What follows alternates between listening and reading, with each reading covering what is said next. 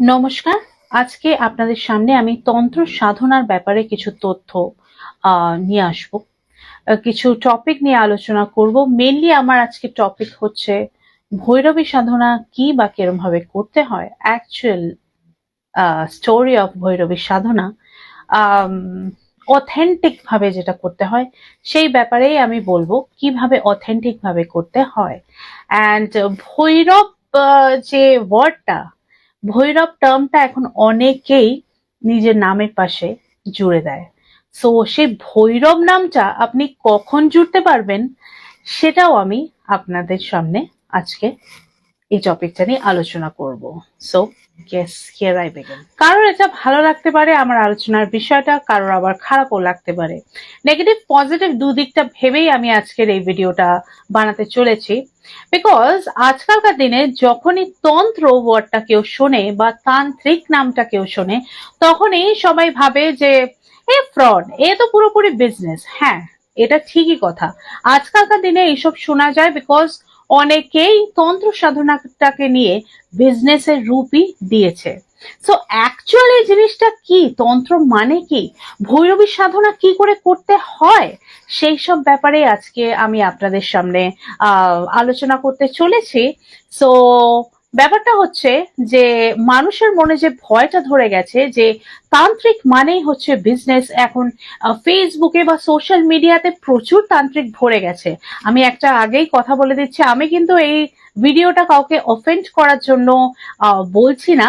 এটা আমি জাস্ট একটা ইনফরমেশন বা আমি ভাবলাম যে আলোচনার বিষয় হতে পারে, খুব ভালো একটা টপিক হতে পারে, সেই জন্যই কিন্তু আমি এগুলো আলোচনা করছি। আর যথেষ্ট পড়াশোনা করেই তবেই আমি অথেন্টিক টপিকটার উপরে বলতে চলেছি। তো ভৈরবী সাধনা, আচ্ছা, তারাপীঠে গেলে বা কামাখ্যাতে গেলে বা যে কোনো শক্তিপীঠে গেলে আমরা অনেক ভৈরবীকে দেখতে পাই।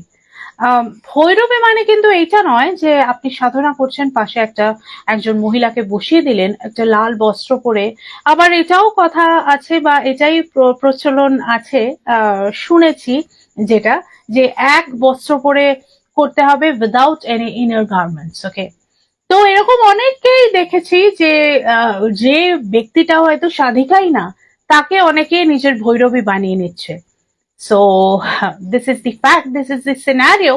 তো সেই জন্যই আজকাল তন্ত্রটাকে সবাই খুব ভয়। ভৈরবী কারা বা কে হতে পারে? ভৈরবী হতে হবে, ফিগারটা কিন্তু ভীষণ ভালো মেনটেন রাখতে হবে। তাই বলে আমি বলছি না যে হট সেক্সি হতে হবে, সেসব কিন্তু একেবারেই নয়। ফিট ফিগার রাখতে হবে। এই পেট নিয়ে, একটা মোটা পেট নিয়ে আমি ভৈরবীকে চুজ করে নিলাম, এই মোটা একটা শরীরে আমি একটা ভৈরবীকে চুজ করে নিলাম, এটা কিন্তু হবে না। এটা আমি বলছি তোমার সেক্সুয়াল যে ফিলিংটা অ্যারাউজ করার জন্য যে তুমি একদম ফিট ফিগারের ভৈরবী নেবে, সেই জন্য নয়। আমি এই জন্যই বলছি, কেন কি যেই আসনে তোমাকে বসতে হবে সেই আসনে একটা ফিট নারী বসতে পারে। আর ভৈরবীর বয়স হতে হবে উইদিন 38, 37 to 38 ম্যাক্সিমাম। আর এই যে আমাদের যে সারনেম গুলো থাকে, কারোর থাকে হচ্ছে চক্রবর্তী হতে পারে, কারোর রয় হতে পারে, কারোর মন্ডল হতে পারে। এই সারনেম গুলো কি আমরা জেনারেশন ওয়াইজ পেয়ে যাচ্ছি, রাইট? আর এই ভৈরবী কিন্তু আমরা জেনারেশন ওয়াইজ কিন্তু এই সারনেম আমরা পাই না। এটা আমাদের সাধনা করে পেতে হয়, এটা আমাদের সাধনার লেভেল ওয়াইজ আমরা এটা গ্রহণ করে। আর যদি আপনি ভৈরবীর সাধনা যদি আপনি কমপ্লিট করতে পারেন, তবেই কিন্তু আপনি আপনার নামের পাশে ভৈরব লিখতে পারবেন। এখন তো দেখছি যে কেউ, মানে অনেকেই নিজের নামের পাশে ভৈরব এরকম লিখে দিচ্ছে, বাট এটা করাটা আই থিঙ্ক অথেন্টিক নয়। বিকজ আপনি ভৈরবীর সাধনা যখন কমপ্লিট করবেন, তারপরেই কিন্তু আপনি ভৈরব ইউজ করতে পারেন। যখন ভৈরবীর সাধনা করা হচ্ছে তখন তখন স্বয়ং ভৈরব মানে শিব, আর তখন সাধিকাও কিন্তু স্বয়ং মা। আর সাধকই হতে হবে, আর সাধিকাকে সাধিকাই হতে হবে। যেটা আগেই বললাম, সেটা সেজে সাধক বা সেজে সাধিকা কিন্তু নয়। সেটা করতে হবে হচ্ছে সাধন করে সাধক হতে হবে, আর সাধন করে সাধিকা হতে হবে। ভৈরব মানে কি? যিনি ভয়কে জয় করেছেন। তো আগে তো ভয়কে জয় করতে হবে। তো ভয়টাকে কি করে জয় করবে? যখন এই তন্ত্র মার্গে আসা হয়, এখন তো অ্যাকচুয়ালি ব্যাপারটা খুব মানে ছড়াছড়ি, নাম্বার অফ তান্ত্রিক অনেক বেড়ে গেছে। আর ঘরে ঘরে আপনি তান্ত্রিক, মহারাজ, স্বামীজি এগুলো আর কি দেখতে পারবেন। কিন্তু একটা সময় তো এগুলো ছিল না। তখন কেউ তন্ত্র করলে তাকে সোসাইটি থেকে একটু আলাদা চোখে দেখা হতো। কেউ ভাবছে যে মনে হয় টুকটাক করছে, কোনো খারাপ কাজ করছে, কোনো কালা জাদু করছে। তো এই টুকটাক কালা জাদু এইসবের সঙ্গে হচ্ছে তন্ত্রটাকে না লোক লোকে ধরো কারোর ছেলে বা কারোর মেয়ে তান্ত্রিক, বা আমার কথাই চিন্তা করো। তো অনেকে কি বলে, বাবা মানে এরকম লাল বস্ত্র পরে এরকম মানে তান্ত্রিক বা জ্যোতিষী বা যাই হোক, তার মানে মনে হয় ভাই লোকের ক্ষতি করে দেবে, এর কাছে যাওয়া ঠিক না, এর সঙ্গে কিছু আলোচনা করা ঠিক না, যদি কিছু ভালো না লাগে তাহলে মনে হয় কারো ক্ষতি করে দিতে পারে। মানে এরকম একটা মেন্টালিটি থাকে, মানুষের মাইন্ডসেট থাকেই। তান্ত্রিকদের একটু অন্য চোখেই সমাজ দেখে আর কি। স্টিল নাও, এখন আমি বলবো আগে কেন, এখনো তাই দেখে। তো কি এই সব জিনিসগুলো তোমার পথে কিন্তু বাধা হয়ে দাঁড়াবে ডেফিনেটলি।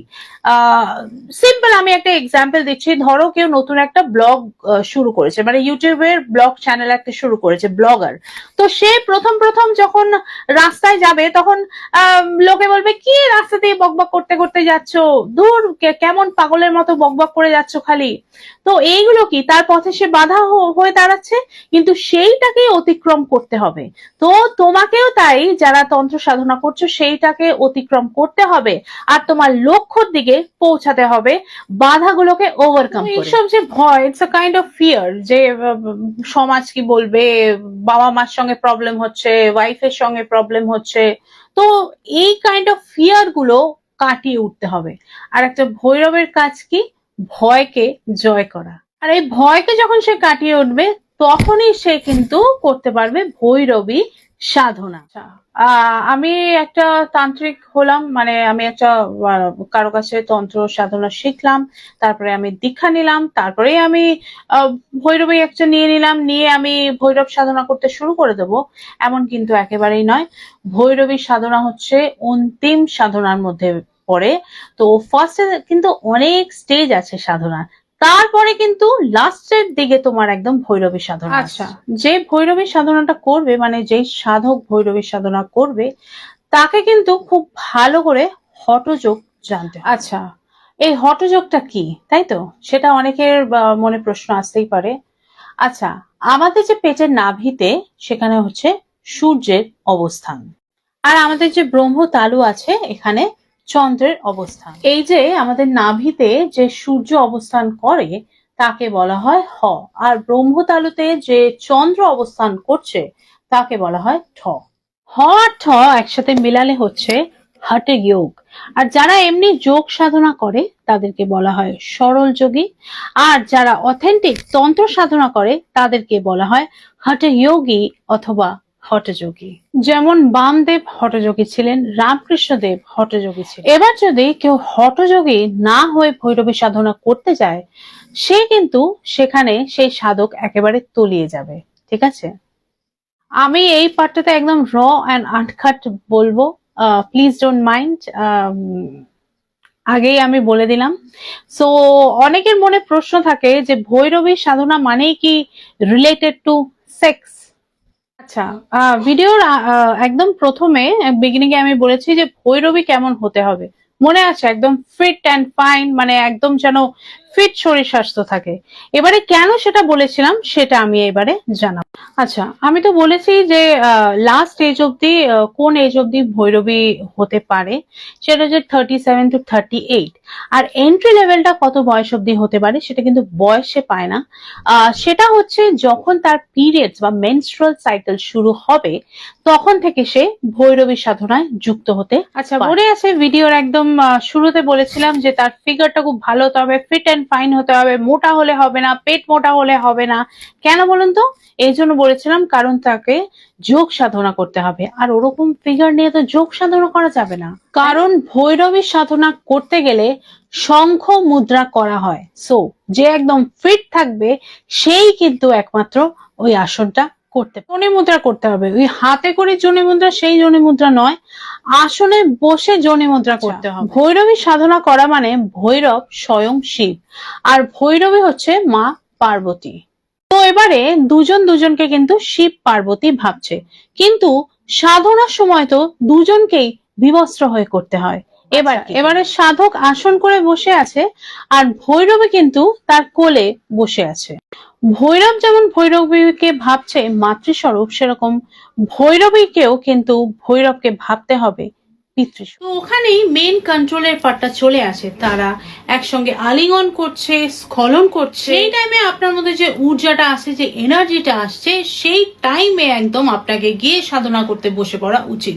সেই টাইমে যদি আপনি ফিজিক্যাল রিলেশনের কথা ভাবেন, তাহলেই কিন্তু ওখানে সব কিছু শেষ হয়ে গেল, আপনার এনার্জিটা একেবারে ওয়েস্ট হয়ে গেল। এই টাইমে সব থেকে বেশি কসমিক এনার্জি ফ্লো হয় আর মানুষের বডিতে, শরীরে সেই টাইমে কিন্তু সব থেকে বেশি এনার্জি ফ্লো হয়। সেই মোমেন্টেই আপনাকে কিন্তু যোগ সাধন শুরু করে দিতে হবে, ওই মোমেন্টে, ওই সিচুয়েশনেই আপনাকে কিন্তু সাধনা শুরু করে দিতে, অ্যান্ড দ্যাট ইজ কল্ড ভৈরবী সাধনা।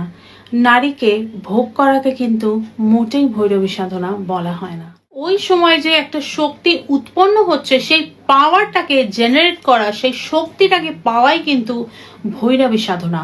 আর এটাই হচ্ছে অথেন্টিক ভৈরবী সাধনার ওয়ে।